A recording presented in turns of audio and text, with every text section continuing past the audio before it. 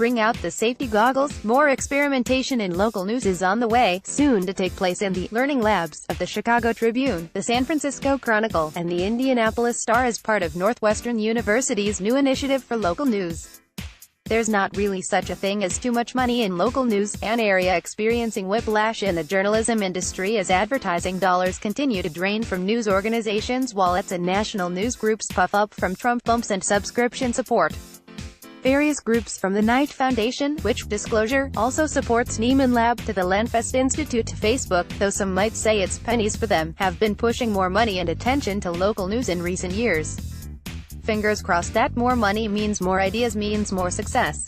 Anywho, Northwestern's local news initiative will provide the foundation and support for those 3 newsrooms to study and experiment with reader engagement and business models.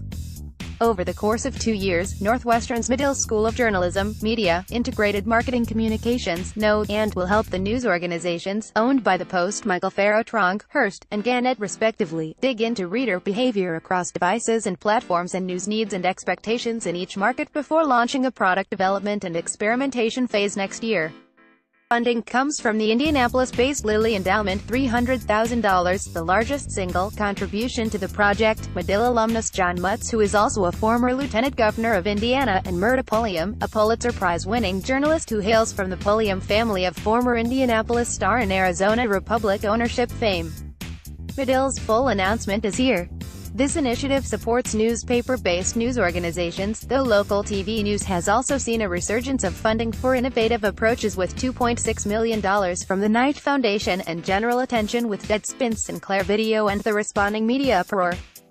A report from the Radio Television Digital News Association and Hofstra University earlier this week also pointed out that for the first time in 2 decades of research, total local TV news employment is greater than total newspaper employment. Remember, local TV news is still a sizable chunk of news consumption for Americans. Other highlights from the RTD&A Hofstra study include, 2017 saw a slight decrease in the number of TV news jobs, with 2 fewer newsrooms and a decrease in the median newsroom size, but the average local TV newsroom employment remains just below its all-time high. Nearly 90% of news directors expect their staffing to increase or remain the same in the coming year. The number of multimedia journalists, MMJs, or backpack journalists has been steadily increasing for several years, but this year growth slowed for the first time. In the average newsroom, MMJ jobs still increased, while reporter jobs fell. Website responsibilities are increasingly integrated into job descriptions across newsrooms and, among newsrooms that hired in 2017, the largest proportion, nearly 20%, of newly created positions were digital-focused, web, social media, or other digital media positions. Here's the study in full. Not to mention my colleague Laura's recent write-up of a separate study with the headline, "Thank God You're Not in Newspapers, Show Tag Shide Tags."